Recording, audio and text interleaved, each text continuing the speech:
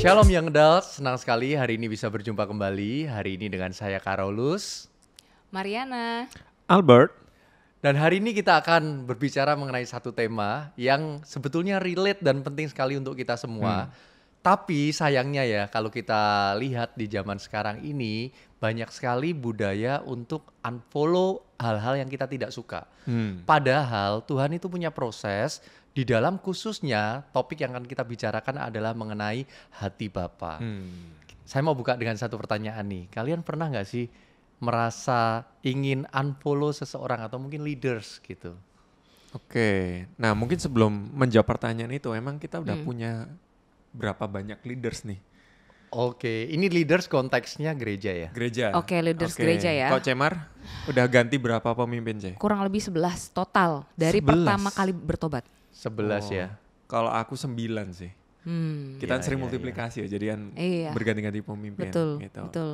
Kokar? Saya 16. Rekor. Udah 16. berapa tahun di GMS berarti? 16 di GMS itu dari 2007, berarti Berapa tahun tuh? 18 ya, 18 Iya, tahun. 18 ganti tahun. 16. Berarti setiap tahun ganti Hampir setiap pemimpin. tahun, wow. Di awal-awal, aku ganti pemimpin tuh paling banyak di awal-awal. Terus Oke. yang terakhir ini tuh separuhnya tuh 8 tahun tuh. Oke. Gitu. Oke, Lumayan oke. lumayan sering. Tapi kembali ke pertanyaan tadi, kalau kalian pernah nggak sih dari pemimpin sebanyak itu merasa pengen unfollow gitu? Aku sih pasti pernah. pernah. Dari berapa tadi? 11 ya? Dari 11, Iya. pernah. Pengen unfollow berapa, Ce? 2. Oh, 2. Oh, udah sempet unfollow nggak nih? Belum zamannya Instagram. Jadi belum bisa unfollow. Cuma memang pernah nggak pengen follow under his leadership lagi, salah satu pemimpin aku, karena waktu itu merasa kayaknya aku punya kebutuhan yang maksudnya I'm growing up, aku masuk ke dunia kerja, waktu itu kebetulan baru masuk kerja, tapi kok kayaknya kebutuhan aku nggak terjawab, karena waktu itu kebetulan komunitas aku isinya jauh lebih muda daripada aku, usianya kayak beda 6 tahun, more than 6 years gitu. Jadi aku mulai, apalagi aku udah Musim kerja. hidupnya beda Iya, gitu ya. berarti kan kalau 6 tahun dari aku kan mereka masih SMA gitu kan. Oke. Bahkan ada yang udah kuliah sih gitu. Tapi aku merasa kayak udah disconnect. Nah, jadi aku butuh untuk punya diskusi yang selevel lah gitu kan. Nah, waktu itu pemimpinku memahami, mengerti ada situasi, ada kebutuhan itu. Tapi aku merasa kok kayaknya tidak diberikan solusi yang tepat ya gitu. Karena beda makanannya maksudnya ya. Iya, beda Kamu makanan. udah kerja waktu itu. Betul, dan teman diskusinya juga sedikit karena kan lingkungan aku yang close kan Oh, lingkungan oke. gereja kan gitu. Jadi kok nggak ada teman-teman yang cukup selevel untuk berdiskusi soal kerjaan nih gitu, nggak punya komunitasnya. Itu pertama kali aku pengen unfollow karena merasa pemimpinku tidak mengerti kebutuhan aku. Iya, karena beda gap usia juga tadi Beda ya. musim. Iya, oke, tapi oke, pemimpinku oke. bukan yang lebih muda ya, karena dia ya dia pastornya sih gitu. Karena aku waktu itu langsung ke pastor. Oh, berarti karena makanannya yang dicari udah beda lah untuk Iya, generasinya gitu ya. betul. Ketika ngobrol hal ini di acknowledge tapi tidak diberikan solusi. Jadi aku merasa kok gitu. I see. Kalau kamu gimana, Bert? Nah, sebelum ngomongin unfollow, kebetulan tuh kalau dari awal ikut CG dan sebagainya tuh sering kali, hampir mayoritas lah di awal-awal itu dapat pemimpin yang nggak bisa di follow, dalam artian dilepas gitu aja. Abai. Abai. Abai. Jadi Oh. buru-buru mau unfollow, mau follow aja tuh nggak ketemu orangnya juga gitu. Jadi Oke. nggak pernah nilik dan lain sebagainya, pasif sekali. Nilik dan itu sebagainya. kunjungan ya, maksudnya kunjung kayak gitu. kunjung TG. Even ditanya kabarnya atau apa tuh hampir nggak pernah kayak gitu. Tetapi at some point karena terbiasa pemimpinnya seperti itu, ya sudahlah, tetap just mencoba untuk tetap mengikuti kayak gitu. Tetapi ada satu masa berapa waktu lalu, udah cukup lama lah, sempat waktu itu belum ke GMS di Jakarta. Nah, ada di salah satu gereja lain waktu itu ya. Nah, sempat ada dinamika lah di gereja tersebut yang membuat aku tuh akhirnya memutuskan untuk pergi kayak gitu. Pergi dengan rasa sakit lah intinya di sana, karena ada ketidakidealan waktu itu. Nah, singkat cerita, join di GMS Jakarta, dipimpin salah satu CGL waktu itu, dan merasanya mungkin mirip tuh sama Cemar bahwa ada gap dan lain sebagainya, tapi merasanya di sini ada perspektif sedikit sombongnya. Karena merasa dulu udah pelayanan lama dan sebagainya. Begitu datang CG, ini kok CGSM kayak gini ya cara bawainnya ya. Kayak nggak sesuai konteks. Kamu merasa kamu udah Lebih pengalaman. Ngerasa sombongnya di sisi itu dan ngerasa ini kayaknya nggak cukup masuk kriteria untuk disubmit kayak gitu. Nah, singkat cerita hampir 2 tahun ikut CG, even dikasih kepercayaan jadi sponsor pun enggak. Wow. Padahal di gereja sebelumnya udah pelayanan khotbah lah apa dan sebagainya. Wow. Nah, di momen itu tuh merasa bahwa kayak pemimpinku memang tidak sepeka itu melihat potensi, gaya banget memang. Nah, singkat cerita 2 tahun tuh kok ngerasa stagnan kayak gitu. Nah, singkat cerita waktu mau ibadah waktu di GMSCP tiba-tiba ada rombongan dari gereja lamaku yang lagi mampir. Sebagai orang Kristen pada umumnya tetap menerima dengan sukacita. Iya dong. Halo kok, ayo ibadah walaupun udah mati lo kok ngapain kesini kayak gitu. Nah, singkat cerita ibadah kita ya biasa worship dan sebagainya. Aku ngerasa nggak nyaman sekali dan aku melihat rombongan dari gereja lama aku tuh benar bisa nyembah dengan all out dan aku ngerasa di hati kok bisa nih orang begini, dulu kan kita pernah bersih tegang kayak gini. Yeah. Singkat cerita khotbah selesai, aku lupa khotbahnya apa tapi Celena yang khotbah, tetapi waktu doa berkat itu jadi doa berkat paling panjang karena di situ tuh Tuhan tuh kayak berbicara di hati, apa yang bikin kamu marah? Kenapa kamu nggak nyaman waktu beribadah? Nah di situ aku ngerasa bahwa Tuhan, ini orang-orang sebelahku ini yang membuat aku tuh patah saat itu, menjadi kecewa sama gereja dan sebagainya, kayak gitu. Nah disitulah Tuhan bukain sesuatu di hati waktu memunculkan perasaan marah itu, bahwa ya, kenapa kamu marah? Kamu marah itu karena kamu merasa memiliki pelayananmu. Wow. Sehingga waktu dibikin tidak ideal, kamu marah karena kamu merasa kamu yang membangun itu. Nah di momen itu tuh ada dorongan konfrontasi lah dari Roh Kudus untuk melepaskan pengampunan di situ dan melepaskan berkat. Dan setelah itu aku ngelepasin berkat buat teman-teman dari gereja lama dan sampai sekarang kita berteman sangat baik. Besokannya seminggu atau 2 minggu setelah itu aku diajak ketemu sama pemimpinku untuk di-challenge jadi pemimpin. Wow, luar biasa. Ternyata nunggu momen hatinya hancur, kembali ke momen yang paling benar, posisi hatinya yang murni untuk siap melayani. Nah dari situlah akhirnya switch dari yang tadinya mau unfollow pemimpin yang ngerasa gak ideal, gak peka, gak bisa lihat potensi, tapi ternyata dia sepeka itu melihat ada hati yang belum beres. Dan setelah itu beres langsung diberikan kepercayaan. Secepat itu juga ya jedanya. Secepat itu juga, dan aku bersyukurnya momennya di waktu itu. Sehingga waktu dikasih kepercayaan aku dengan hati yang benar. Bukan untuk show off atau apapun itu. Dan sampai hari ini tuh terlatih di titik bahwa kok kapanpun Tuhan mau ambil kepercayaan ini gak apa-apa. Wow, berarti memang ada isu yang harus dibereskan ya. Betul. Dan ternyata leadermu itu bukannya tidak peka, tapi justru dia sepeka itu. Betul, menunggu. Begitu momen itu ternyata ada sesuatu yang Tuhan izinkan melalui kejadian tadi itu muncul, dan di sana kamu pemberesan melalui waktu tadi doa berkat, Tuhan singkapkan, dan secepat itu langsung terjawab ya. Anyway, itu berarti yang membuat kamu itu 2 tahun sebenarnya udah gak nyaman tuh, pengen unfollow. Betul, karena ngerasa tidak dipercaya apa-apa gitu. But at the end ternyata 2 tahun penantian itu memang Tuhan sedang mengerjakan sesuatu yang harus dibereskan sebelum dikasih kepercayaan. Betul. Dan itu sebuah fondasi yang penting. Betul. Oke, aku mau balik dulu deh ke Mariana tadi, sepertinya belum selesai ya. Iya. Kalau Mariana tadi kan merasa tidak relate nih. Dan apa yang kamu lakukan setelah itu? Memang waktu itu aku pindah gereja sih. Oke. Tapi saat mau pindah ketemu sama Celena.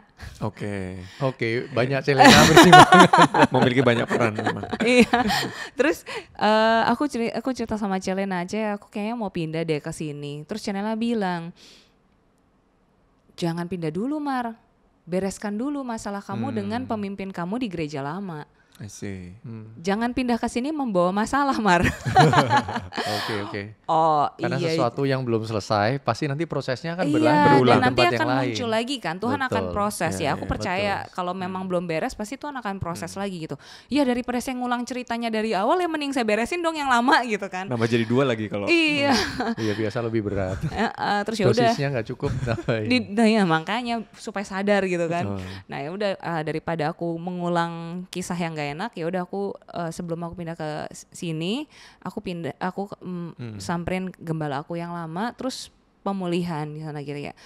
Aku yang minta maaf karena aku merasa memang sepertinya memang hubungan aku sama Roh Kudus yang menjauh. I see. Hati aku yang mulai dingin gitu. Terus ditambah lagi tidak ada yang komunitas yang cukup dekat, suportif, pembicaraan intelektualnya nggak ada yang selevel gitu. Jadi merasa jadi draining sendirilah gitu. Tapi kan sebenarnya salahnya juga bukan salah dia. Kayak dia tidak, my pastor doesn't do anything wrong sebenarnya. Hati aku aja yang lagi nggak beres gitu. Jadi aku samperin my pastor, bicara heart to heart. Beliau dengan istrinya Ibu Gembala, setelah pembicaraan heart to heart itu dia paham gitu, kita paham banget, dan kalau Mariana pilih memang melihat kebutuhan kamu sudah tidak terjawab di sini, ya it's okay, kamu temukan ladang penggembalaanmu yang baru di mana kamu bertumbuh. Wah ya, aku luar biasa terharu ya, maksudnya dirilis dengan blessing. Iya gitu, dan karena aku juga sudah mendoakan, jadi ini bukan keputusan 1 tahun 2 tahun sebenarnya, sama sih 2 tahun. Berpikir lama apakah aku tepat untuk pindah atau tidak dan lain sebagainya, sampai di titik yaitu aku try to stay di GMS kan waktu itu sebenarnya, tapi bukan sebagai jemaat tetap, karena jemaat tetap saya masih di tempat lain gitu. Tapi kemudian ketika aku mau benar-benar pindah ke sini, ya udah aku pemberesan, baru setelah itu aku full pindah ke sini setelah dari gembala aku memaafkan aku juga, ya kita saling memaafkan gitu. Itu kejadiannya kapan tuh, Mar? Udah berapa tahun? 15 tahun yang lalu. Wow, that's quite a long time. But then setelah kamu pindah ya, di GMS dong, kamu pernah nggak sih ada feels ingin unfollow lagi? Sebenarnya sudah nggak ada, tapi lebih karena punya kesadaran untuk submit. Karena kan kesalahan yang dengan pastor aku yang pertama itu sebuah kesalahan yang menurut aku cukup besar gitu ya. Tuhan menegur aku cukup besar. Jadi ketika aku ketemu kasusnya persis sama kayak Albert, di mana pemimpin aku tidak serohani aku. Ya iya, aku dulu youth pastor by the way gitu kan, di gereja sebelumnya. Pelayanan udah sering dan lain sebagainya. Pengalaman bersama dengan Tuhan, wow, ada lah gitu ya. Jadi merasa ketika ketemu pemimpin yang tidak serohani aku, oh gitu. Tapi karena aku sudah pernah mengalami isu ini, aku tidak punya keinginan untuk unfollow. Cuma memang merasa kok kayaknya enggak, kok kayaknya aku yang bisa jadi pemimpin ya malahan gitu kan. Walaupun aku tidak menginginkan jabatan pemimpin ya gitu, tapi ada sebuah perasaan itulah gitu. Iya. Tapi tidak berusaha untuk menanduk atau memberontak, ya sama sih. Albert kan juga tidak berusaha menanduk gitu kan. Betul. Simpan dalam hati aja. Betul, dan tidak juga berusaha untuk minta aku aja yang jadi pemimpin. Enggak juga gitu. Cuma bisa ngeliat aja gitu. Gimana ya? Iya. Kalau dari Mariana nih aku belajar ada 2 hal ya. Yang pertama itu kita boleh sih unfollow, tapi kita harus tahu juga ketika kita unfollow itu alasannya itu apa gitu. Dan aku sih yakin ya setiap dari kita itu memang kita mesti berdoa untuk menemukan tempat di mana kita itu harus bertumbuh gitu. Sekalipun kita udah dapet nih tempat untuk kita bertumbuh pun, gereja untuk tempat kita bertumbuh, itu tidak menutup suatu perasaan kayak bakal prosesnya itu loh. Karena ada jaminan lah. Nggak ya pasti justru aku malah kalau boleh cerita ya 16 pemimpin. Itu semuanya di GMS. Kalau kalian kan udah pelayanan banyak gitu sebelum ke GMS kan. Nah kalau aku ceritanya sebelum ke GMS itu kehidupan kerohaniannya itu bisa digambarkan gini ya. Aku kan join GMS waktu kuliah. Aku itu ke gereja itu biasanya seminggu sebelum naik pesawat. Gitu. Biar selamat ya? Enggak, soalnya kalau misalnya ada apa-apa sama pesawat kan malaikatnya ngecek tuh. Oh, astaga. Absensi ya? Absensinya nanti dicek. Wow, minggu kemarin nih ke gereja nih aku. Aku loading dong, kirain maksudnya tinggalnya di luar kota gitu. Jadi tiap minggu pulang. Udah sebapak-bapak ini. Ngomongin hati bapak, bukan bercanda bapak-bapak ini. Ya, itu salah satunya lah ya. Joke-nya dulu.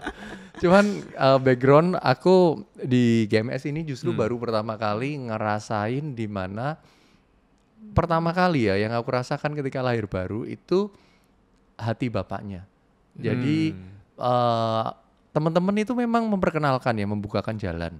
Tapi ada satu titik itu kayak ngomong kuat banget di dalam hati.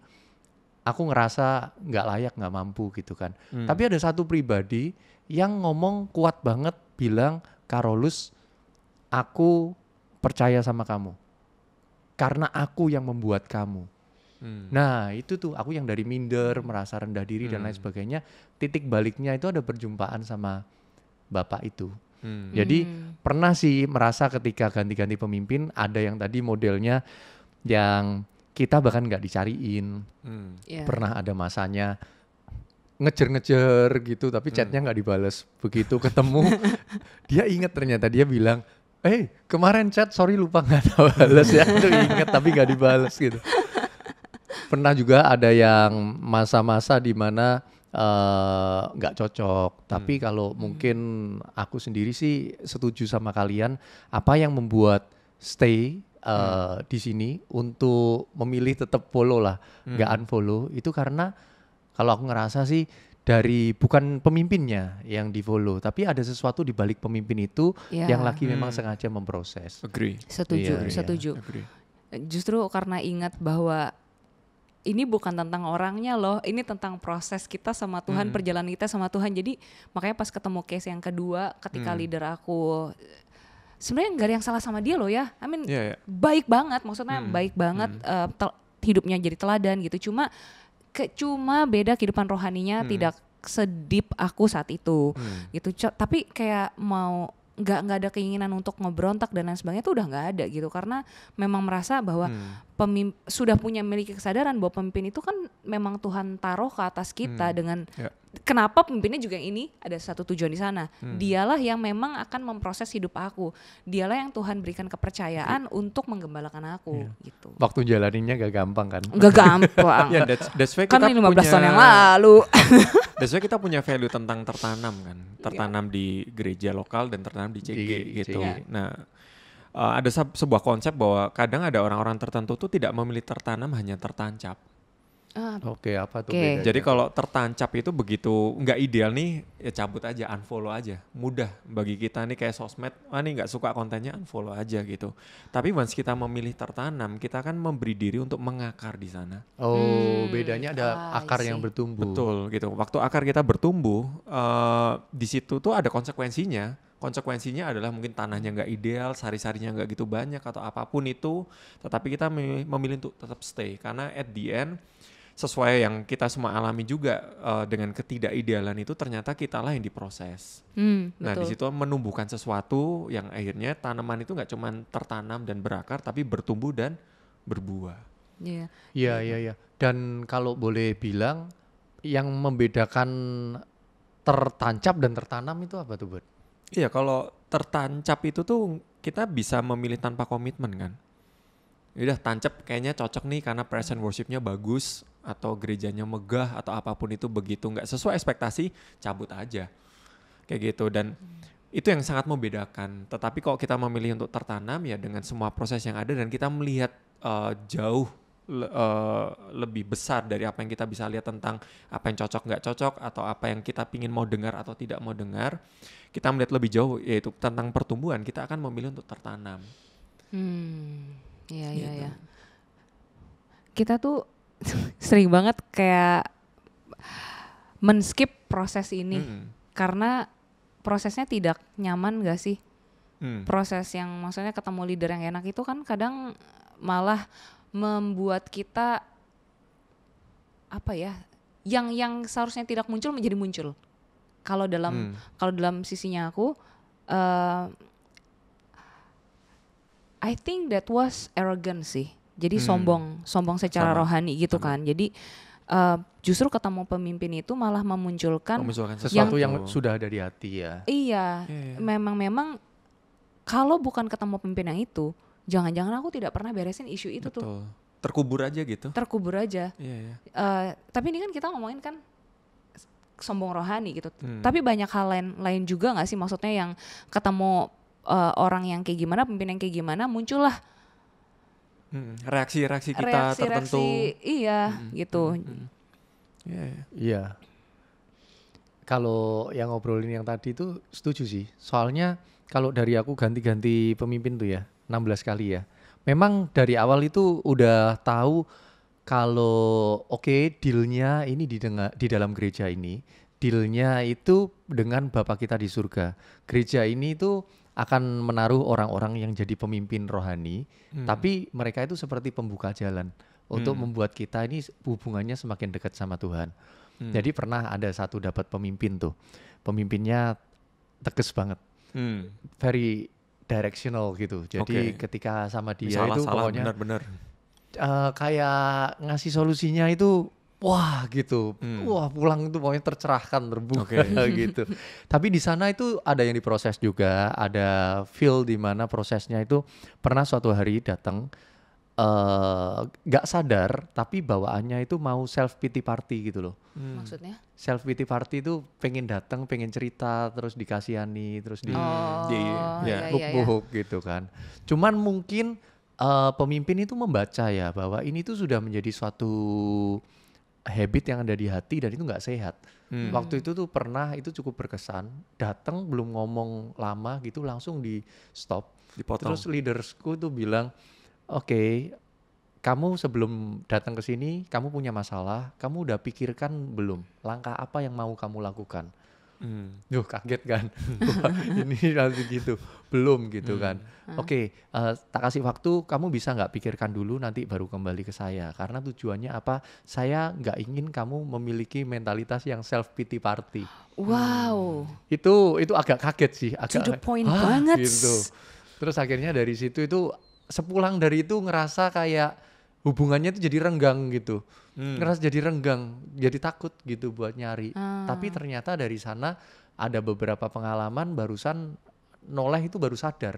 Oh iya ya, untung ditanamkan kemandirian. Nah itu tuh fasenya itu, ada fase yang cukup ekstrim setelah itu kan. Waktu itu mungkin doanya, aduh punya leader sini sharp banget. Ini kalau ngomong sama dia ini tajam sekali gitu Jadi kan. takut. Jadi Hati-hati. iya, jadi kita kalau datang itu nggak bisa cuman self pity gitu loh. Jadi kayak apa ya, ibaratnya anak sulung datang bukan cuman untuk dimanja-manja gitu. Ayo kita lakukan visi Tuhan bersama gitu kan. Setelah itu selesai kan diizinkan dapat pemimpin yang sangat care, luar biasa. Tapi nggak tajam. Gitu. Jadi aku punya nilai itu sudah pokoknya punya nilai ini udah tahu lah. Pokoknya di GMS ini kita nggak nunggu leaders kita untuk nyari ya kan. Betul. Pokoknya kita ngerasa kita butuh karena memang ada payung rohani di sana. Ngerasa bahwa kalau kita ini ada di bawah otoritas pemimpin itu feelsnya beda, damai sejahteranya beda. Nyari dong, nyari berusaha datang dan lain sebagainya.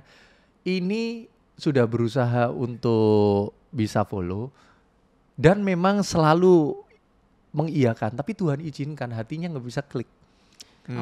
Itu cukup lama. Waduh, itu suffering sekali tuh.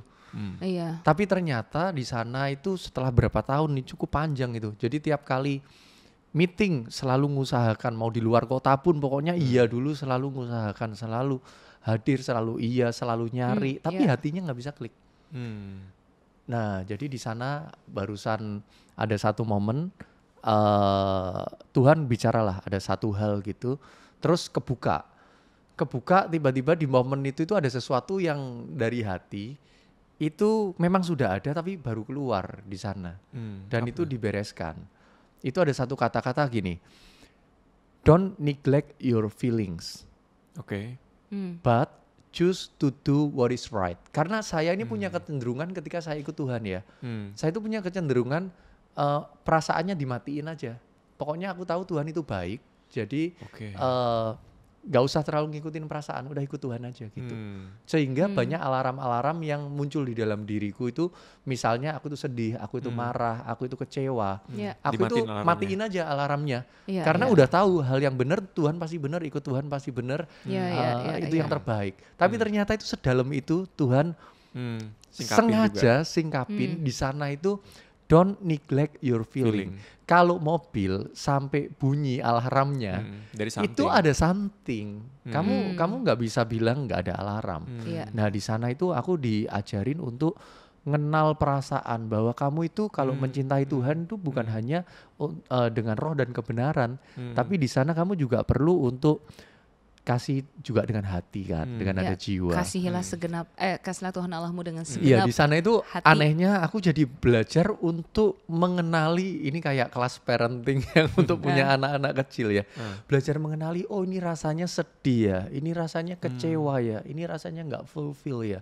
Di sana itu mulai masuk ke hadirat Tuhan untuk ngomong, Tuhan aku tuh sedih ya Tuhan gitu. Nah itu mulai feelingsnya itu masuk. Tapi di sana ada satu kata lagi, kita nggak hidup dari perasaan. Tapi kita hidup dengan melakukan hal yang benar. Nah baru di sana itu disempurnakan. Hal yang unik, yang mirip kayak Albert ya. Ketika saat itu tuh aku ada terobosan di area ini, aku bisa mengakui bahwa Tuhan aku tuh kecewa, aku ini. Tapi aku itu memutuskan yang benar karena aku bisa ungkapin perasaanku kan. Tiba-tiba di momen itu, hal-hal yang selama ini aku nggak bisa connect dari hati ya. Itu Tuhan bukain dengan cepat, tiba-tiba bisa connect tuh. Wow. Dalam waktu singkat tuh benar-benar kita itu bisa ngerasa kok kalau dengan leaders kita itu bisa masuk connect itu mukjizat sih. Betul. Iya. Itu kita sering banget kan kayak misalnya kadang ketika kita lebih mindful ya, lebih aware dengan perasaan-perasaan kita tadi gitu. Tuhan banyak mereveal, berbicara dari satu pintu itu. Oke, kita merasakan ini, yuk kita telusuri. Kenapa ya saya bener gak sih, kan kamu kan selalu merasakan itu, kenapa saya merasa seperti itu gitu kan. Nah, kadang tuh oke nih aku pengen bahas sedikit kayak banyak banget yang ketika misalnya kayak kamu ketemu dengan pemimpin kamu dan diberikan masukan alias ditegur kayak yang tadi itu lo datang udah maunya lagi di self pity party malah langsung didengerin lah sampai habis. Iya, terus jadi kadang kan mending kalau cuma dipuk-puk masih disuruh bikin apa, pikirin dulu gitu kan. Kalau langsung ditegur, kamu ya mengasihani diri sendiri, langsung ditegur, cediar gitu. Kalau misalnya kayak gitu, kenapa ya kita sering merasa ditegur tuh gak enak banget ya? Iya, kalau aku mungkin belajar ya, ditegur itu pasti nggak enak karena kita punya ekspektasi patah kan. Tapi yang lebih menyakitkan sebenarnya cara menegurnya. Sometimes. Dan bersyukurnya aku punya banyak leaders yang mereka berdoa dulu kali ya sebelum menegur. Jadi seenggaknya kita ketika ditegur itu cukup siap. Tapi ya kalau dari aku sih pendapatku itu sih, cara menegur itu really matters sih. Tapi kalau dari sisi anak, itu kan dari sisi cara menegur itu kan dari sisi pemimpinnya kan. Kalau dari sisi kita yang ditegur nih gitu. Seharusnya ya kalau aku pribadi, aku termasuk yang benar sih, tergantung cara negurnya. Cuma selama memang teguran yang aku tahu, aku kenal pemimpinku seperti apa, walaupun dengan cara yang negurnya salah pun, aku kadang masih bisa, bukan kadang sih, most of the time aku bisa terima. Only because I know my leaders. Gitu. Jadi karena udah ada koneksi juga. Betul, udah ada bonding kan. Jadi caranya salah pun ya aku bisa ngomong, aku paham maksudnya, aku terima, tapi kamu nyampainya lumayan bikin aku sakit loh, kaget loh aku ditegur gitu. Jadi masih bisa ngomong kayak gitu. Nah, kalau misalnya pernah gak sih kayak Albert atau misalnya Carolus gitu nerima teguran yang gak mengenakan? Then what should we do? Ya, aku sih cukup percaya gini sih. Ya orang kalau ditegur happy sih agak lucu juga. Perlu difoto diabadikan gitu. Tapi aku cukup percaya kalau sometimes tuh memang kita diizinkan Tuhan tuh mendapat pengalaman seperti itu sih. Gitu. Tadi kan Ceman sempat mention juga kok kita dapatnya pemimpin yang baik, yang cocok banget sama kita, itu tidak menyingkapkan hal tertentu dalam kehidupannya kita. That's why kadang pengertian tentang hati Bapa atau pembapaan tuh disalahpahami gitu. Dalam artian contoh misalkan kita dari belasan ganti-ganti pemimpin, pasti kan mungkin ada 1-2 yang aku cocok sekali sama pemimpin ini gitu, negurnya enak dan lain sebagainya gitu. Dan seringkali waktu ada proses multiplikasi, restructure atau apapun itu, kita merasa bahwa kayaknya satu-satunya bapak rohaniku tuh ya si A.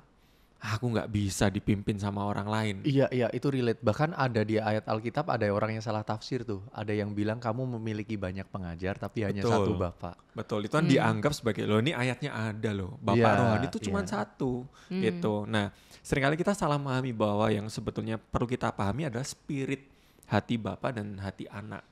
Dan ternyata lewat gereja kita pun kita memahami bahwa pemuritan atau CG itu menjadi tempat yang paling ideal untuk mempraktekkan hal tersebut tentang hati Bapa dan hati anak. Ya, setuju sih. Sehingga waktu kita mendapat teguran yang tidak menyenangkan, cara negurnya yang mungkin menyakitkan, itu tuh reveal something gitu. Karena aku cukup percaya kalau kita ke-trigger something, itu tuh ada sesuatu yang memang Tuhan mau munculin.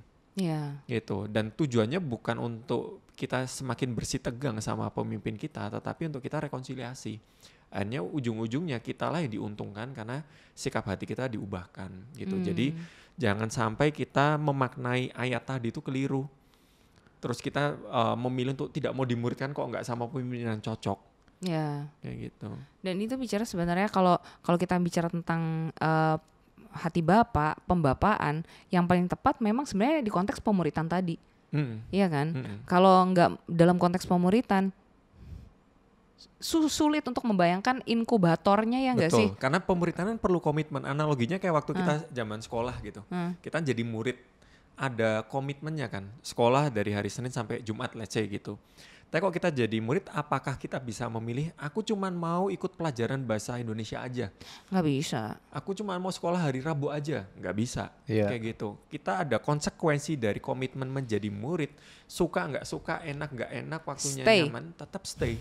Oh, itulah Ayo. kenapa orang yang sering unfollow Pembelajarannya nggak lengkap. tertancap, belajarnya nggak lengkap, nanti ngulang kelasnya. Remedial. Remedial. Males sih remedial masalah. Betul, karena makin lama makin sering kita remedial, hati kita tuh makin jadi apa ya namanya, mati rasa. Dosisnya harus ditambah. Dosisnya jadinya Iya, harus ditambah, betul loh. jadi makin sakit experience yang kita hadapi. Ngeri. Kenapa ada sebagian orang yang keluar dari gereja, keluar dari komunitas dan berulang kali ngalami seperti itu, akhirnya punya label tertentu. Ya semua gereja sama aja, semua pemimpin tuh munafik dan lain sebagainya. Dan akhirnya dosisnya lebih tinggi lagi, semakin dia Hatinya mengalami keras. pembentukan yang lebih sulit karena hatinya keras. Ya. Nah itu Ya. sebabnya pemuritan tuh menjadi inkubator paling ideal. Karena kita akan ketemu orang yang tidak sempurna. Komunitas yang sempurna aja kok kita masuk jadi nggak sempurna itu komunitas. Ya karena kitanya nggak sempurna. Iya, karena kitanya yang bermasalah. Kayak gitu. Iya betul sih. Ya. Terus kalau misalnya in that case gitu kan, misalnya ya kebetulan kita ketemunya dengan pemimpin yang tidak ideal gitu, baik dengan, kan maksudnya memang kita tidak bisa memungkiri juga kan bahwa ada orang-orang yang memang menjadi pemimpin tetapi secara leadership skill-nya masih kurang, ya kapasitasnya kurang gitu. Jika kita terlanjur atau sekarang kita punya leader yang kurang ideal gitu, mungkin kita bisa membantu pertanyaan teman-teman.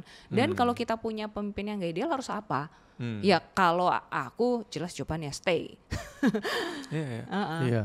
Kalau aku sih mengacu ke ayat Alkitab, aku lupa tadi di Ibrani berapa gitu ya, tentang yang tunduklah pada pemimpinmu karena dia yang berjaga-jaga atas Berjaga-jaga atas jiwamu. jiwamu. Karena kalau kamu tidak melakukannya itu tidak mendatangkan kebahagiaan buat pemimpinmu dan tidak mendatangkan keuntungan bagimu. Iya. Kayak Iya. gitu. Nah, kok di versi lainnya tuh tidak mendatangkan joyful. Nah, kita yang di marketplace pernah nggak kita mimpin orang yang tidak mendatangkan joyful atas hidup kita? Ada aja kan? Ada. Yang lucu-lucu tuh ada aja. Sehingga kita mau ngasih kepercayaan lebih tuh kayak, aduh ini setiap dia datang aja tuh nggak joyful gitu. Iya. Nah kok kita ada di perspektif pemimpinnya, kita kan punya ekspektasi. Ya. Idealnya kita punya anak-anak tuh yang mendatangkan joyful. Nah gimana kok kita balik, waktu kita menjadi anak, apa yang bisa aku lakukan supaya aku mendatangkan joyful atas orang yang memimpin hidupku? Nah kenapa ayatnya ditutup dengan itu tidak mendatangkan keuntungan bagimu loh kok kamu nggak mau tunduk. Bukan berarti pemimpin itu harus digila hormat atau apapun itu gitu. Tetapi dengan kita punya ekspektasi atau punya perspektif aku harus mendatangkan joyful atas pemimpinku, sikap hati kita tuh pasti berubah. Once kita melihat pemimpin kita kurang di A atau B, kita menjadi pribadi atau menjadi orang yang dipimpin atau dimuridkan tuh apa yang bisa aku support ya sama pemimpinku. Ibarat kita dalam rumah, oh gentengnya bocor, tuh nggak teriak-teriak, bocor nih rumah jelek banget gitu. Iya. Tapi kita langsung ambil ember, kita tadain dulu, terus kita bantu tambal bocornya. Nah dari situ akhirnya karakter kita lah yang dibentuk, skill kita diasah, sudut pandang kita jauh lebih luas lagi. Disitulah kita yang dikatakan firman Tuhan mendatangkan keuntungan bagi kita. Jadi kalau kita diperhadapkan pemimpin yang tidak ideal, justru itu momen paling pas untuk mendatangkan benefit dalam kehidupan kita. Asalkan sikap hati kita tuh perlu mendatangkan joyful. Ini menarik sekali loh. Ternyata celah dari kekurangan pemimpin kita itu justru malah menjadi ruang untuk talenta kita sebenarnya Tumbuh. diminta untuk mengisi di sana ya. Iya. Leaders yang tidak pandai untuk membawakan suasana, Ya, nyairin suasana dan kita jadi bisa ngisi di sana. Kita jadi, tapi kalau boleh nambahin ada satu tuh, ada leaders yang memang dalam artian konteksnya ya tadi ya, kalau memang hati kita sudah tetap mau follow, kita mau stay di satu tempat untuk bertumbuh dan kita punya mindset benar, lalu berikutnya kita fokusnya adalah untuk oke, leadersku kurangnya apa, kita justru cari apa yang bisa kita support, itu akan Betul. membuat kita bertumbuh. Tapi ada kan leaders yang memang sometimes itu bahkan udah menyalahi firman Tuhan. Then kalau ada hal yang kayak gitu, what should we do? Ya. Gimana Cemar? Kayaknya harus dijawabnya sama Karolus deh. Jadi saya nanya, jawab sendiri. Ya tentunya garis batasnya jelas sih, cross the line-nya. Kalau itu menyalahi firman Tuhan, kita memang nggak punya hak untuk judge. Itu yang pertama gitu.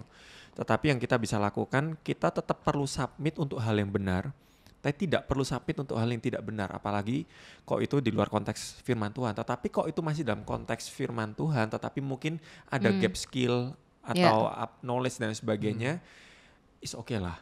Ini mungkin di sisi itunya. Ini mungkin aku sedikit pengalaman dari, tapi ini di tempat kerja aku gitu. Jadi aku pernah punya atasan yang memang tidak masuk kategori pemimpin yang baik dari angle manapun gitu. Nah, waktu itu aku marah, ada rasa marah gitu, kayak orang kayak gini bisa jadi pemimpin gitu loh, semarah itu aku sama dia. Dan karena aku terzolimi juga, jadi memang tertindas juga, jadi aku makin merasa dia nggak cuma punya bad attitude, tapi juga ke perusahaan ya influence-nya buruk juga gitu. Sampai ada satu momen karena aku marah banget dan saat itu kebawa sampai ke rumah, kebawa kemana-mana. I'm very bitter, marah-marah terus kerjanya. Karena secara kerjaan aku high pressure, ketemu atasan yang seperti ini. Satu titik ada salah satu teman dekat aku tuh bilang kayak gini, Mar, kalau lu tuh sepahit ini dengan hidup lu, emangnya bisa jadi berkat buat orang lain? Wah, aku ketegur. Terus kemudian temen aku itu ngasih aku satu buku, judulnya Upah Penghormatan dari John Upah dari Penghormatan dari John Bevere. Intinya Tuhan itu tidak memberikan suatu perintah dengan condition. Memang taati yang tadi di Ibrani, taati memang berarti taati. Dan pun kita tidak, orang ini menurut sudut pandang mata kita tidak bisa menghormati. But only because we fear God. Hanya karena kita takut akan Tuhan, kita harus tetap memberikan respect itu. Respect itu bukan berarti kita menyetujui ataupun kompromi dengan nilai-nilai yang salah. Sesimpel respect terhadap dia adalah manusia yang lain, dia adalah ciptaan yang lain, terlepas dari dia benar atau salah, kita harus saling menghormati sesama manusia. Itu yang Tuhan ajarkan kan. Dan kita nggak akan pernah bisa memenangkan orang lain kalau kita sendiri tidak menang juga terhadap perasaan kita yang satu ini. Jadi di situ aku belajar kayak berat ya Tuhan ya. Tapi kalau misalnya dengan aku tidak bisa merespek orang dan kemudian akhirnya aku menutup pintu berkat aku, yaitu tidak mendatangkan joyful atas pemimpin aku juga karena I'm also very bitter against him gitu kan. Aku nggak attract blessing satu, terus yang kedua akunya bitter. Berat nih. Keracunan sendiri. Iya, aku yang keracunan ya, aku yang jengkel gue juga gitu kan. Kayak nggak enak banget hidup kayak gini gitu. Ya benar juga sih ya, memang firman Tuhan itu selalu benar gitu, karena memang kenyataannya dengan kita menghormati pemimpin kita walaupun salah, tanpa menyetujui perbuatannya, kita sesimpel melakukannya karena kita memang takut akan Tuhan aja. Ya itu yang dibentuk ya. Kayak ada cerita tuh di Alkitab, susah sekali menundukkan diri sama orang yang mau menombak kita. Iya, Daud kan Daud itu Oh udah iya, luar biasa Saul. sih. udah bawa kemenangan, udah banyak hal Iya. baik dia lakukan. Hmm. Tapi karena ya leadersnya Hmm. tiba-tiba kesambet ya, satu titik Ya. ingin Merasa ditombak, tersaingi. ingin dibunuh. Tapi ini adalah salah satu cerita yang sering kali aku ingat tuh ketika aku mungkin ngerasa sama leaders ini, aduh leadersku nih kayaknya nggak bener deh. Padahal perasaan ngerasa leaders nggak bener belum tentu juga. Belum Kadang tentu bisa jadi akunya juga gitu. Ya, ya. Tapi satu cerita itu yang selalu mengingatkan itu Daud. Hmm. Daud itu Saulnya itu se-error itu, Hmm. tapi di prosesnya Daud itu dimunculkan marahnya, dimunculkan gelisahnya. Frustasinya. Dia itu punya Bapak di surga yang dia bisa curahkan semua perasaannya dan dia membuka hati untuk ditegur, dikoreksi. Keluar dari situ hatinya itu nempel. Hatinya Bapak itu nempel di dia. Iya. Visinya betul. itu yang membuat dia itu lolos dari, bukannya lolos ya, lulus. Lulus. Nggak remedi. Iya. Kalau lolos tuh tipis-tipis, tapi kalau Daud itu lulusnya itu benar-benar awesome loh. Dia punya kesempatan untuk Iya. membalas, untuk membunuh. Jadi di sana itu memang proses itu pasti ada, tapi satu hal yang aku sendiri belajar ya. Aduh, Daud mau dibunuh aja masih bisa hormat, masih bisa tunduk, dan dia bisa taat. Iya. Ya kalau tunduk itu kan respon hatinya kita ya. Kalau taat itu kan kita lakukan. Iya. Ya. Hmm. Cuman bersyukurnya kalau di GMS ini ya. Jadi makanya aku selalu tahu gereja itu adalah tempat seperti training bootcamp. Di mana kita itu memang dilatih di sini supaya kita bisa nanti praktek di luar. Jadi Iya. di bootcamp ini tuh kalau ada leaders yang memang terlihat error atau mungkin kalau bergesekan ya, kita itu masih punya leaders di atasnya. Betul. Ya. Bahkan satu nilai yang dulu diajarkan oleh leaders di atasku dan saat ini aku hidupin juga, itu selalu ngomong ke anak-anak kita, hey, kalau kamu merasa ada apa-apa sama aku, error, feel free langsung datengin terbuka ke leaders atas. di atasku. Ya, betul. Dan aku sangat tidak apa-apa kalau misalnya orang yang aku pimpin ini langsung ke atasku untuk cerita, untuk update, ataupun kalau ada waktu mingle diajak ngobrol, cerita aja. Betul. Karena itu juga jagain kita. Betul. Anyway dari Dan blind spot. seaman itu sih culture yang dibangun di GMS untuk Betul. kalau ada orang, maksudnya orang yang kita pimpin akhirnya merasa nggak nyaman sama kita, let's say gitu, dan come ke lebih di atas kita dan kita it's okay kayak gitu. Iya, benar. Sehat sekali gitu. Betul. Nah ngomongin yang bagian ini nih kok, tadi kan kita bahas nih tentang menganakan diri dan sebagainya. Nah di perspektif tadi mungkin bisa aja posisinya adalah kok harus disalahpahami, let's say. Sebagai pemimpin Saya nih. posisi Pemimpin. bapak rohaninya Sebagai nih. Iya. bapak rohaninya disalahpahami, akhirnya anaknya tuh lompat kayak gitu. Nah kok ngomongin tentang menjadi pemimpin, jadi bapak rohani, hal yang paling tidak ideal tuh apa? Kok tadi kan di sisi anak tuh nggak idealnya dapat pemimpin yang A, B, dan C gitu. Tapi kok sebagai pemimpin rohani, bapak rohani, ada pengalaman ketidakidealan apa? Banyak juga ceritanya kalau ini. Nah boleh salah satu coba. Cemar apa? Disalahpahami. Disalahpahami. Ketidakidealan ya. Iya. Ketidakidealan. Kayak ideal sekali nih bapak rohani yang ini. Iya, ini Bapak Rohani. Soalnya Carlos juga pernah jadi Betul. salah satu leader Bapak aku. segala bangsa memang. Iya. Momen waktu dulu Mariana bareng kan satu tim, itu momen dimana aku mengalami suatu gesekan yang cukup tajam. Tapi dari sana ya selalu sama ya, namanya gesek itu kan nggak cuman satu doang yang Dua tergesek, dua sisi pasti dua-duanya Ya. tajam kan. Aku tuh waktu jadi bapak rohani, jadi leaders lah, ada melakukan satu pola pikir itu yang ternyata salah. Pola pikirnya adalah kalau kita memimpin sekumpulan orang, orang-orangnya ini yang berkebutuhan, kita harus kasih waktu banyak. Orang-orang yang bermasalah, Yang kita bermasalah harus Masalah beri kasih waktu lebih banyak. Titik. Padahal ada orang-orang yang kuat selama itu termasuk Mariana ya. Mariana itu orangnya kuat sekali. Maksudnya problem banyak di dalam apa itu CG banyak.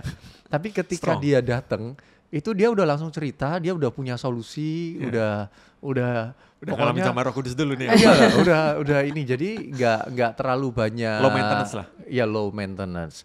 Ternyata di sana dikasih tahu bahwa nggak bisa seperti itu. Kita itu harus sebagai pemimpin, saya khususnya secara pribadi ya, karena ada satu leader saat itu yang cukup baik, cukup kuat.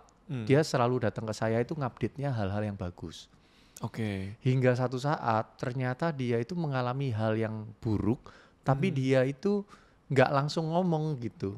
Karena terbiasa update yang kemenangan Baik, aja. iya. Jadi saya juga nggak luangkan waktu karena ngeluangkan waktu sama yang Sulit-sulit. sulit. Akhirnya di sana semakin banyak orang yang mengalami kesulitan, semakin sakit karena awalnya yang sehat pun bisa Lama-lama menjadi jadi sakit. Di sana saya belajar ketika kita menjadi pemimpin, satu hal yang pasti kita itu belajar dan kita itu nggak sempurna. Itu pukulan yang paling berat sih. Itu hal yang membuat Kebenarannya. merasa gagal sekali karena saat itu intimidating bahwa kamu Pemimpin yang gagal. kamu menyakiti, kamu itu kata-katamu dan itu dimunculkan semua tuh. Hal-hal itu janjinya nggak bisa dipegang. Wah, itu sakit sekali. Nah, momen itu dealnya sama Tuhan. Jadi ketika jadi anak kita diproses. Makanya pemuritan tuh adalah suatu inkubator yang paling ini Benar, ya. karena itu dua arah. Dua arah. Ketika kita mau jadi pemimpin di sana, kita itu udah berusaha maksimal. Saya udah berusaha maksimal. Tapi ternyata satu titik ini CG ini sakit. Saya backup sempet saat itu TL team leaders. Bawahnya ada coach CGL. Nah saya backup tuh. Sampai CGL sampai level CGL. Wah. Dan jadi ada beberapa CG karena coachnya sakit. Jadi CG-nya jadi rontok banyak. semua. Itu banyak. Terus ada leaders yang gugur. Yeah. Itu saya terintimidasi sekali kalau melihat ada leaders yang gugur. Mengundurkan diri. Karena seperti seolah-olah dikasih kepercayaan tapi gagal gitu, gugur. Itu intimidating sekali. Ya itu menyedihkan sih maksudnya buat kita itu meriati rasanya gitu. Iya, rasanya. Iya, jadi Tapi bisa dipahami juga sih di posisi seseorang waktu merasa ingin mundur karena merasa gagal di waktu Iya. kita merasa kok nggak ada buah ya, nggak ada breakthrough di sana kayak gitu. Tetapi sebetulnya di momen-momen kayak gitu Tuhan sedang menyingkapkan sesuatu juga sebetulnya di sisi kita sebagai Bapak Rohani bahwa bagian kita ini yang menanam menyiram, pertumbuhan kan bagiannya Tuhan. Jadi di momen itu tuh sebenarnya momen melepas bukan peranmu loh. Peran kita itu hanya dipercaya memberikan yang terbaik, tetapi kalau berhasil kita nggak berhak untuk ngeklaim, kalau gagal itu juga bukan responsibility kita. tapi di momen itu tuh kerasanya adalah Tuhan aku menyiramnya nggak cukup ini. Aku menanamnya ini salah ini. Realitasnya yang Aku ini dihadapi memupukinya konsumsi karena gitu. mati tanamannya Betul. gitu. Mati Iya. tanamannya. Dan how you deal with it? Itu menyingkapkan satu hal seperti ini, aku mau menyerah. Aku sakit, lelah, mau menyerah seperti mess up lah semuanya. Dan waktu itu datang lagi ke Bapa, doa, menyembah dengan hati yang hancur, bilang Tuhan aku mess up nih, aku hancur, aku mau mundur aja gitu. Tuhan tiba-tiba dalam hati kasih suatu impresi seperti ini, sombong sekali anakku gitu. Oh ya? Itu Then? Tuhan bilangnya gini loh, Carolus, kalau kamu berhasil dan kamu lakukan pembapaan dan pemuritan, dan kalau kamu gagal, kamu mundur, berarti kekuatan siapa yang kamu pakai dan otoritas siapa yang kamu jalankan. Itu nancep sekali. Di sana Tuhan tuh bilang, kalau aku nggak say stop, then don't stop. Why? Di tengah-tengah kamu mess up, tapi kamu tetap lakukan. Di sana aku tahu bahwa hatimu itu lakukan karena aku. Wow. Itu di sana itu aku hancur hati dan aku bilang, aku terima risikonya, aku telan, aku mess up, aku mau belajar, aku lanjut. Aku nggak unfollow Tuhan, I will follow you. That's actually the very reason kenapa kita harus tetap stay sebagai pemimpin walaupun dengan segala Dinamikanya. dinamikanya. Iya. That's actually the very reason karena we're being in my words being true to my calling. Ya. Iya. That's why penting sekali untuk kita tertanam di CG. Ya Gitu. karena ini karena hal-hal kayak gini, maksudnya pemulihan-pemulihan yang kita semua alami terjadinya di dalam CG nggak sih? Betul. Di CG itu karena kita lakukan yang namanya pemuritan ya. Jadi Albert tadi sempat ngobrol sebelum ini, kata Kristen tuh disebut berapa kali? Ya menarik sih, ternyata kita mikirin Alkitab Kristen ya harusnya banyak kata Kristen ya. Tapi aku sempat find out, nanti mungkin teman-teman yang nonton ini juga search aja. Kata Kristen di Alkitab itu cuma disebut 4 kali, sedangkan kata murid disebut 262 kali. Wow. Dan amanat agungnya pergi jadikanlah semua bangsa muridku. Bukan orang Kristen. Bukan orang Kristen. Nah that's why ternyata memang dari amanat agung sendiri Tuhan tuh sangat konsentrasi penuh tentang pemuridan. Gitu. Jadi sampai dimensinya 262 kali berarti seserius itu gitu. Yeah. Dan aku nggak pernah bisa bayangin kalau aku nggak ketemu CG sih. Sama. Gitu. Jadi mungkin banyak teman-teman di luar sana yang nonton podcast ini ada di posisi yang merasa sendirian, merasa banyak pembentukan yang sulit diresponi dengan benar karena nggak ada yang nuntun, nggak ada bapak rohani, nggak ada pemimpin rohani. That's why ya di podcast ini kita juga invite teman-teman yang nonton video ini, podcast ini untuk bisa tertanam di CG. Gitu. Betul, kita nggak bosan-bosannya lah ngajak teman-teman untuk gabung dengan CG. Terlepas dari segala ketidaksempurnaan yang kita bahas tadi, ketika kita stay, kami ini adalah orang-orang yang stay belasan tahun juga, ya karena kami stay sekian lama, ya here we are at this point of time gitu, dan hidup kita juga banyak berubah. Banyak mindset, banyak belajar leadership itu sebenarnya dari CG gitu. Yeah, agree. Dan last question, tadi kita bahas betapa dilematisnya menjadi pemimpin, jadi bapak rohani, sulitnya, dinamikanya dan lain sebagainya. Pertanyaannya, kalau sesulit itu, kenapa kita harus jadi bapak rohani? Kalau aku tadi karena I'm just being true to my calling, because this calling is from God.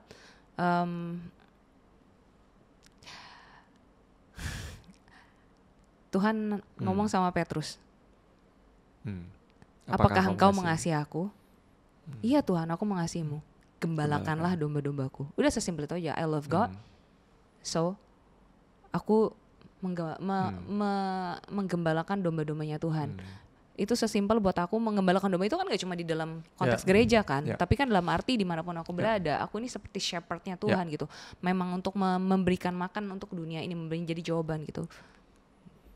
Kokar, setelah belasan tahun kenapa tetap memilih stay untuk menjadi pemimpin rohani? Pemimpin memuridkan ya. Karena ketika aku pernah tuh sama istri kan waktu itu, kita berdua ngobrol, kita nanya, kalau ya kita hilangkan satu kata nih, pemuridan dalam hidupnya kita, kira-kira apa ya bedanya dengan yang ada sekarang gitu. Oke, definisi pemuridan ya. Pemuridan itu adalah kita sengaja komitmen waktu untuk kita itu mau spend time dengan sekumpulan orang tertentu untuk membukakan jalan supaya mereka bisa mengalami hubungan dengan Tuhan di masa sukar, di masa sedih, di masa PDKT, di masa jadian. Semua Pokoknya musim. kita selalu mengusahakan semua musim perjalanannya dia itu ketemu sama Tuhan. Yang kedua, kita akan mengusahakan supaya dia mengalami transformasi hidup kan. Jadi melalui apa proses ketika membuka hati, melalui proses sakit, melalui proses luka dan lain sebagainya, itu kadang yang melelahkan tapi itu mengubahkan hidup. Dan akhirnya di sana pemuritan juga ngomongin mengenai bagaimana akhirnya kita nggak ngomong kepentingan kita tapi orang lain. Kita hilangkan kata-kata pemuritan, lalu saya setuju sepakat dengan istri hal yang di gambaran kita itu berdua, wow, saya akan jadi orang yang selfish sekali ya. Pekerjaan, liburan, rumah, atau penghasilan seperti apa, anak-anak seperti apa, ini isinya itu selfish sekali, semuanya selalu tentang saya. Dan ketika memikirkan mengenai anak-anak, itu yang menjadi suatu pukulan ya. Kita ingin membesarkan anak-anak dengan suatu teladan yang hanya selfish seperti ini. Wah, ini kok ngeri ya sepertinya. Nah, jadi di sana alasannya kenapa? Karena setelah menjalani, ya itulah perintahnya Tuhan tuh sometimes kita nggak mengerti. Tapi kita selalu bisa percaya bahwa Tuhan itu kalau sudah nyuruh, hasilnya pasti baik. Amin. Dan di sana saya ngelihat, wah bersyukur nih Tuhan kalau sekarang bisa punya kesempatan untuk memuridkan, karena di sana Tuhan proses, Tuhan yang bentuk, gitu. Ya agree sih. Kalau pertanyaan itu juga aku jawab. Ada satu ayat sih di Alkitab, itu di Mazmur 145 ayat yang keempat, tapi versi The Message-nya adalah generation after generation stand in awe of your works, each one tells story of your mighty act. Baik generasi kepada generasi akan berdiri untuk menceritakan pekerjaan Tuhan. Nah, kok bicara kenapa Tuhan taruh katanya itu generasi kepada generasi gitu. Karena sebuah generasi itu nggak mungkin lahir kok tidak ada bapak.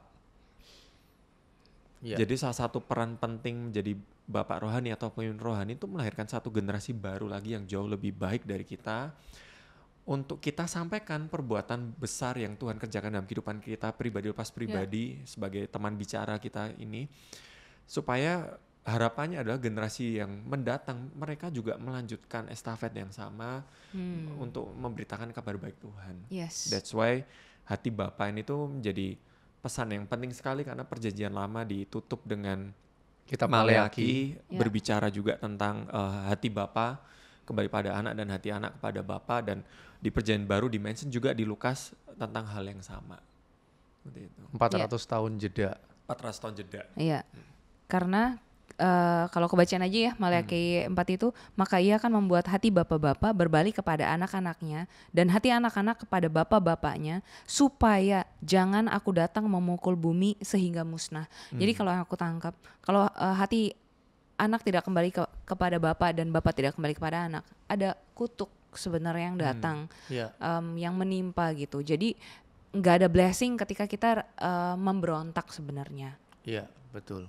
Iya, karena blessing datang dari orang-orang yang hidup kudus, hidup benar gitu. Ya, Dan itu terjadi lewat pemuritan, karena perubahan hidup dari sana. betul. Kalau tidak ada orang yang mau memuridkan, ya Ya. jadinya itu tadi selfishnya. Dan coba bayangkan kata pemuritan dihilangkan Ya. di dunia, berapa banyak orang berbuat jahat gitu. Betul. Nah, itu mendatangkan kutuk di sana. Betul. Dan uniknya, kalau kita baca ya, Tuhan itu memperkenalkan diri seringnya sebagai Bapa. Why? Kenapa? Kalau Bapa ya dalam konteks zaman itu, zaman patriarki, seorang ayah, seorang bapak, itu yang pertama dia ini pemberi kehidupan. Yang bisa cari Provider. nafkah, provider. Yang kedua itu dia protektor. Karena wanita aja itu sangat tidak aman, dia harus mencari penebus, dia harus cari protektor. Yang ketiga itu adalah mengenai laki-laki itu akan menurunkan waris itu ke anaknya yang laki-laki. Jadi di sana itu ngomongin apa? Kalau kita ini punya Bapa, Tuhan itu sedang ngomong mengenai perannya. Aku ini Bapamu di surga yang akan memberi kamu kehidupan, pengharapan, dan aku akan menjagai kamu dari setiap malapetaka, dan setiap janji-janji yang aku katakan, ini kamu bisa pegang karena kamu adalah pewaris. Jadi kalau kita ini bisa hatinya ini berbalik kepada Bapa, satu hal yang aku kerasa dari awal ya, itu damai sejahtera. Yes. Punya pribadi Bapak di surga yang bilang everything will be fine. You know why? Because I created you. Yes. Yes. I know you can. You know why? Because I created you. I'm your father. Ya, ada rasa aman Ada rasa aman, terhadap ada rasa Tuhan damai sendiri sejahtera. sebenarnya. Ya. Iya. Nah, pas banget tuh yang kamu omongin untuk jadi closing malam ini. Jadi untuk teman-teman bicara tentang yang mau gabung dengan Connect Group, klik link yang ada di bawah video YouTube ini dan teman-teman gabung yuk sama kami di Connect Group di GMS. Dan kita akan ngadain acara yang seru banget di GMS Gandaria City tanggal 11 Oktober 11 Oktober. jam 19 malam. Kita akan ngadain bicara tentang onsite. Wah. Bicara tentang apa kali ini? Bicara tentang membangun cinta. Pembicaranya Yandi Lawrence dan juga Joan Tanriadi.